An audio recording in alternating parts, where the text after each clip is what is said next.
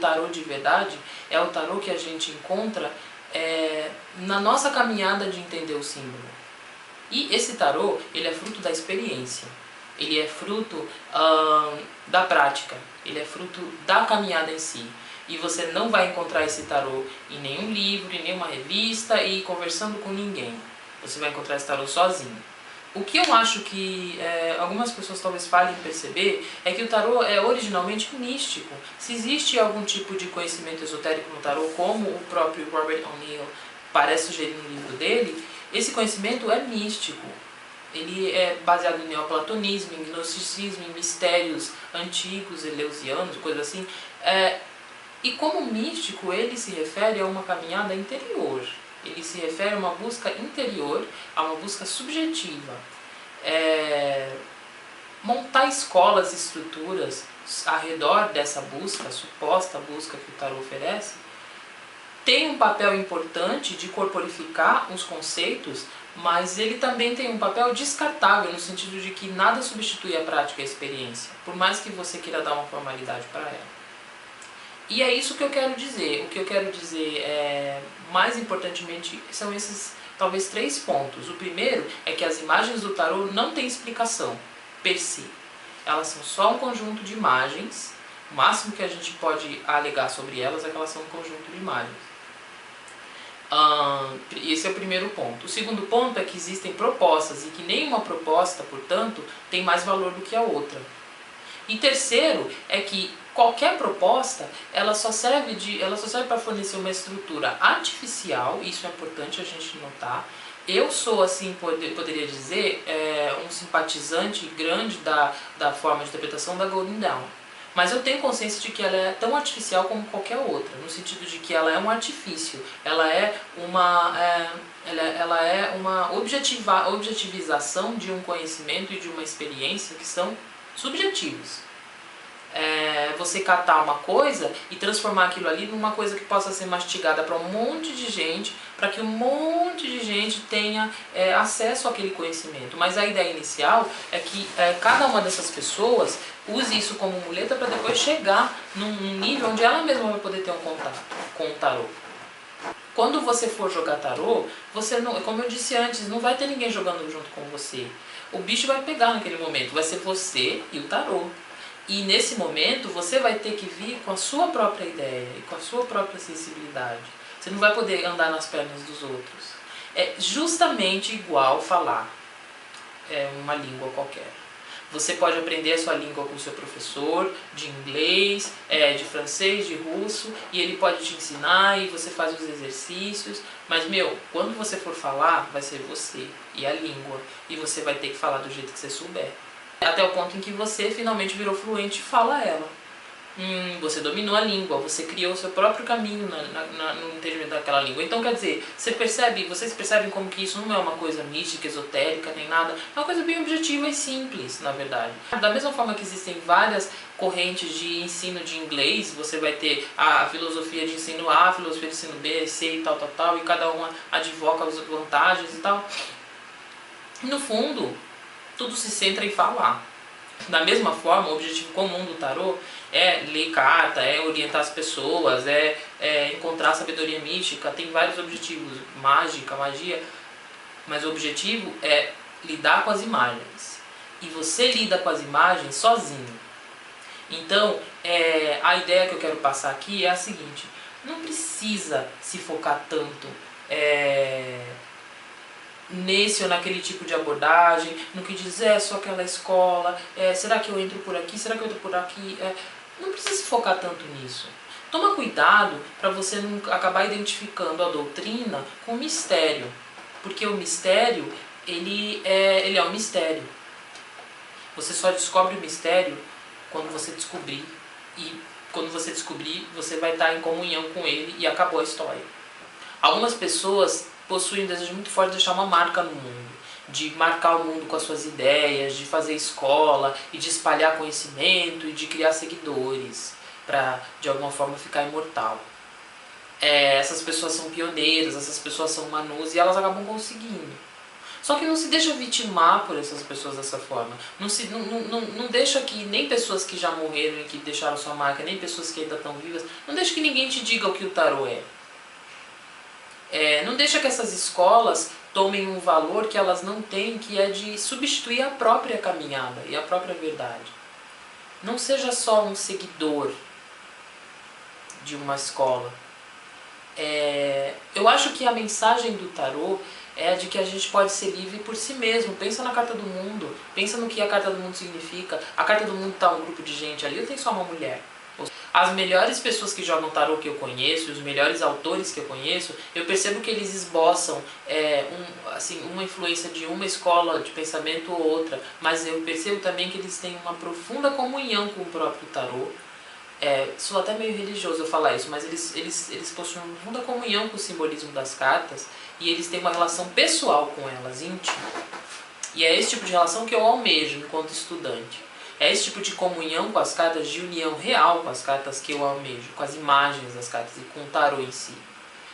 Não decorar a Golden Dawn, não decorar o sistema místico deles, não decorar o que fulano e ciclano disseram. Porque fulano e ciclano chegaram no caminho deles, eu tenho que chegar no meu. E você tem que chegar no seu, não no de ninguém. Uma certeza que você deve ter sobre o tarô é que ele pertence a você. Claro que isso não quer dizer que você tem que fazer bagunça, que você tem que negar a tradição, porque a tradição tem seu próprio valor. Eu vejo por aí o discurso, um discurso de algumas pessoas que dizem que a proposta, essas várias formas de interpretar o tarô, elas podem ser descartadas e você pode buscar um contato direto com as imagens. Tudo bem, eu acho que isso é uma forma de pensar, mas eu não descarto a validade delas, porque eu valorizo a tradição. E eu acredito que a tradição possua força particular, possui uma força que é dela. E é importante a gente levar isso em consideração. A Golden Dawn, ela não é famosa de graça, ela não é célebre de graça. Existe motivo para ela ser assim. Da mesma forma que existe motivo para o Eliphas Levi ter conseguido permanecer por todos esses anos e para Les Green e várias pessoas. O que eles têm a oferecer realmente tem a acrescentar na nossa vida, independente da forma que você vê. Eu não estou aqui fazendo apologia especial à Golden Dawn, mas independente da Golden Dawn e de qualquer outra, eles têm um valor e a gente deve respeitar esse valor. O que eu tenho a dizer para quem está estudando tarô e para qualquer pessoa, para fechar esse assunto, é o seguinte: não tome a escola pela verdade, não tome a escola pelo tarô. O tarô não é a escola. A escola não inventou o tarô. Escola A, B e C não criaram o tarô e elas não têm capacidade de dizer o que o tarô é. Não tem. Veja elas como uma forma, como uma estrutura, como retrato do trabalho de algumas pessoas de abrir caminho nesse espaço e como um exemplo de como você pode trabalhar. E uma estrutura firme feita por várias outras pessoas para você poder utilizar. De certa forma, ela é um produto, ela é uma coisa que foi feita e que você pode usar. Mas, ao mesmo tempo, ela não é a sua própria caminhada. E no final das contas não é aquilo que vai contar quando você estiver jogando, vai ser a sua própria relação pelas cartas. Que você vai travar a princípio através dessa estrutura, mas que depois você quebra o código. Quando você consegue realmente entender o tarô, que você tem aquele, uau, é isso, é isso. Nesse momento é que você sente aquela coisinha dentro de você que você sabe, o código está começando a quebrar e você está começando a entrar em contato direto com a imagem. Nesse momento, a chupetinha, o andadorzinho está indo embora e você está começando a andar com as suas perninhas. É que nem a torre e a estrela. Na torre você tem a desintegração da estrutura, que está velha e que já era. E na estrela você tem o contato nu, pagão, direto com a realidade e a reintegração com a realidade. Então você tem essa dicotomia, digamos assim, e essa diferença.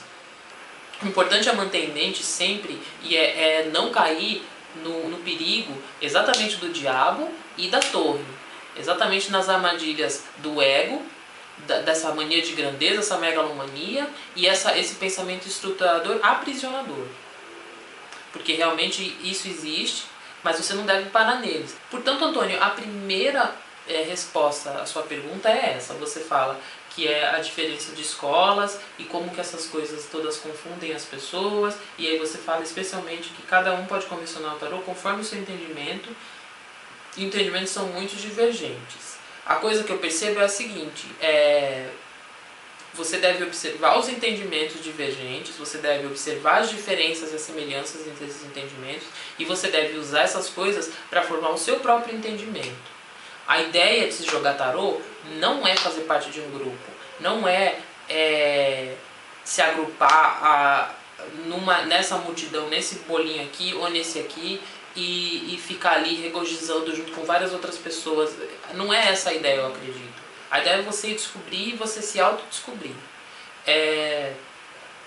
Eu não estou falando que você faz isso, não é isso que eu estou querendo dizer. Eu estou falando isso para todas as pessoas em geral.